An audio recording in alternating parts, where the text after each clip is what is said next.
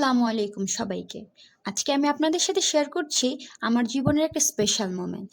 কারণ এই কেকটা আমি প্রথমবারের মতো বাসায় নিজ হাতে বানিয়েছি। আর সেটা কিন্তু সাধারণ কেক না, এটা একটা 3 লেয়ারের কেক। সত্যি বলতে কি, শুরুতে একটু ভয়ই লাগছিল। ভাবছিলাম বাসায় কি আসলে এত সুন্দর 3 লেয়ারের বানানো সম্ভব? কিন্তু চেষ্টা না করলে তো জানাই যাবে না। এভাবে শুরু করে দিলাম। প্রথমে কেকের ব্যাটার রেডি করেছি খুব যত্ন করে। মাপজোক ঠিক রাখা, ব্যাটারটা যেন বেশি ঘন বা বেশি পাতলা না হয়, এইসব ছোট ছোট বিষয় খুবই গুরুত্বপূর্ণ ছিল। তারপর কেকটা সুন্দর করে বেক করে নিয়েছি। এবার আসি সবচেয়ে ইন্টারেস্টিং পার্টে, ক্রিম। এই কেকের ক্রিমটাও কিন্তু আমি নিজেই বাসায় বানিয়েছি। কোনো রেডিমেড ক্রিম না, একদম ঘরে তৈরি।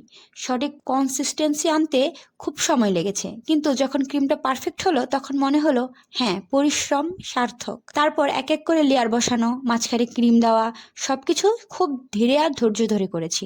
কারণ একটু তাড়াহুড়ো করলেই পুরো কেকটা নষ্ট হয়ে যেতে পারতো। সবশেষে যখন কেকটা রেডি হলো তখন সত্যিই নিজের চোখকে বিশ্বাস করতে পারছিলাম না। এই কেকটা আমি নিজে বানিয়েছি। পারফেক্ট না হলেও এই কেকের সাথে আমার অনেক ভালোবাসা আর পরিশ্রম জড়িয়ে আছে। আর প্রথম চেষ্টার জন্য আমি নিজেই নিজের ওপর বেশ খুশি। ভিডিওটা ভালো লাগলে অবশ্যই লাইক দিও। আর এরকম আরো ঘরে বানানো রেসিপি দেখতে চাইলে আমার পেজে ফলো করতে কিন্তু একদমই ভুলবে না। ধন্যবাদ।